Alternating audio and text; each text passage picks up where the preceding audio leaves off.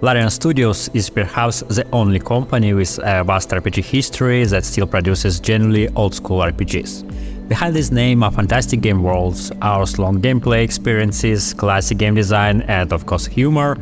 The company has its distinct canons and rules that give its games a recognizable touch, but at the same time, this also creates limitations. Today we'll discuss Baldur's Gate 3, Larian Studios' most popular project. I would say it introduced the general public to something new, something not known to genre enthusiasts. I'm Sergey Snigirov, and this is the podcast 80 Levels of Game Design.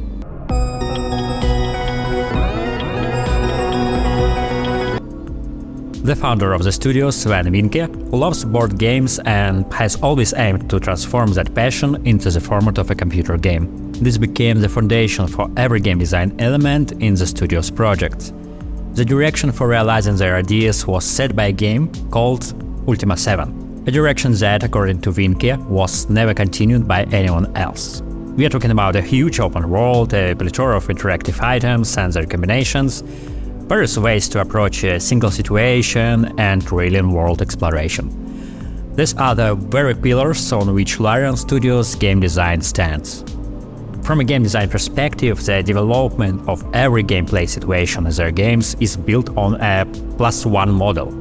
This means that developers simulate every possible outcome for a gameplay situation and then add one more on top. This is not only about the progression of the main plot, but about interactions with the world. Every barrel in Baldur's Gate 3 can be broken, exploded, or moved. Barrels can block a building entrance, or they can be stacked into a staircase or tower to elevate an archer. One can even put something or someone inside a barrel and carry it around. And this is just the barrel, only one of the many interactive objects in the game. Due to this interactivity, players encounter countless unexpected events and twists in their gameplay. Some passage options are always hidden from the player. Access to them might depend, for instance, on a skill to talk to animals or the dead, a random encounter, completing a companion's quest, or performing a specific action. Every chat or minor in-game event can spawn many new scenarios, all based on the +1 idea. This makes the game world grow immensely, making even small areas and starting quests feel incredibly expansive. The desire to make the entire environment interactive has been with the studio since its earliest projects. But for me, the Divinity Original Sin series remains the most exemplary and innovative. Its ideas are what Baldur's Gate 3 primarily continues. In Original Sin, players could perform some utterly insane actions. It was there that the idea of interaction with unremarkable, in quotes, objects was executed brilliantly. Broadly speaking, this world here is divided into several components. The regular world, inhabited by various humanoids, the world of animals, the world of objects, and the world of living objects. Here you could mediate disputes between a dog and a cat, accept an intriguing quest from a chicken, argue with the chest, and rear buttons on your head. In this world, objects aren't insignificant as in most games. Any unliving object in the game might be more important than an NPC. The animal possesses a set of qualities, emotions, and motivations that rival those of humans. For instance, in Baldur's Gate 3, there's the story of the Dark Urge, obsessed with a desire for blood, and it's paralleled by an emotionally similar, dramatic tale of the Strange Ox. The popular scene from the Baldur's Gate 3 trailer, where one has intercourse with a druid in bear form, might be shocking and innovative for the general audience, but certainly not for the studio. Compare this with the possibility in Original Sin for elves to peek into the past by eating a corpse.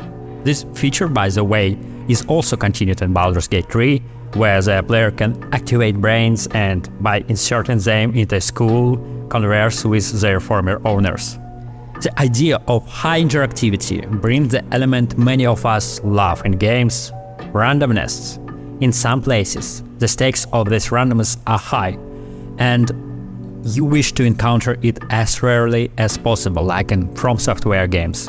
When rolling, the plants beneath you break and you plunge to death, losing souls. But in other cases, such as in Baldur's Gate, these random moments are nice. Both types entertain the player and make their journey emotionally rich. In the discussion of randomness, I'd like to highlight another crucial mechanic in Baldur's Gate 3, turn-based battles. I won't go into deep details, as there are complex and worth a separate discussion, but I'll mention the role of surfaces and how they interact in battles, which makes combat amazing for me. You can set oil, explode barrels to create fire zones, electrify water with lightning, or use gravity to push enemies off the map. This is just a glimpse of the possible interactions. That can be advantageous or dangerous. You might harm teammates or face cunning enemies who use the same tactics. The game's AI is smart, often outthinking the player. So, if an enemy pushes your top character off a ledge right away, it's intentional, not random. Surfaces play into the primary element of combat, strategic mechanics, but they often emerge from randomness and accompany it until the end. Each player's battle is a unique combination of characters and their builds, abilities, strategies, and the player's reactions to surprises. Developers craft battles such that every fight has a vexing element for the player. An archer perched atop a staircase, a necromancer summoning skeletons each turn, or an approaching massive troll. Players strategize to neutralize these threats by prioritizing them and assessing the situation. They are given a plethora of opportunities, and I love to combine them. This is why the battles are turn-based. Players have time to ponder the situation, fantasize, and make a considered decision. In the first act, you always feel you are given a platform to shine, showcase your intellect, and find an intriguing solution. In the first act, you get to know the game's classes and characters, form your team, and discover how they work together. Every battle becomes an opportunity to try out new skills and strategies. This new game installment nails this aspect, making it feel like you are in a real D&D session. The main magic, when you play cooperatively. Imagine exploring a cave while your friend tackles city quests, and then meeting up to exchange stories at the tavern. Larios Studios has outdone itself, creating a cooperative experience that stands out of among games. It's hard to put into words, but this is what top-notch multiplayer feels like. A game where players can engage in rich dialogues, approach quests differently, and even follow their own secret goals. A genuinely unique aspect of Baldur's Gate 3 is a D&D mechanic tied to dice rolls. In real life, D&D lets participants roleplay any character and do almost anything, guided only by their moral compass and their imagined character traits.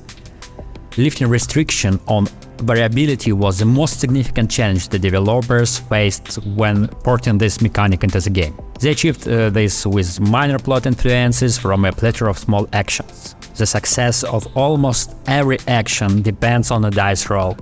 If the result surpasses a certain value, the action succeeds, and vice versa. It's sometimes hard to resist reloading the game to achieve the desired roll. The most correct approach is to accept what happens, like in real D&D, and enjoy a unique storyline with successes and failures that shape your individual path. Thanks to thousands of these small checks, Baldur's Gate 3 allows each player to have a unique playthrough. If you play honestly, you can be certain that the likelihood of someone having a playthrough similar to yours has never been so low. All of this is impressive. However, it leads to an exponential increase of complexity. The more content and gameplay situations in the game, the more tangled the system becomes, making its realization harder.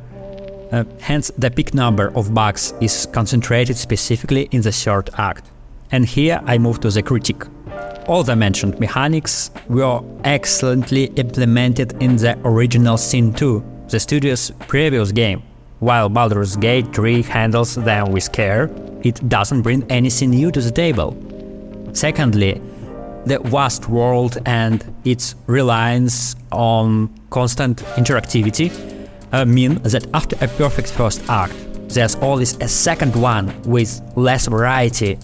Items might be unique, but they function similarly to the first act's items.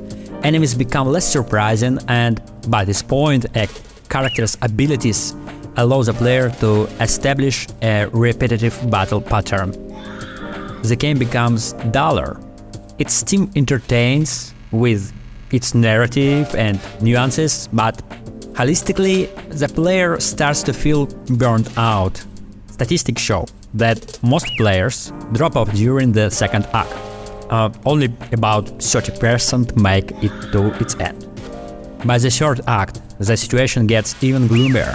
It's usually Riddler with even more bugs. Characters leveled up to godlike statuses can easily make up to 5 attacks each turn and let critical hits every time.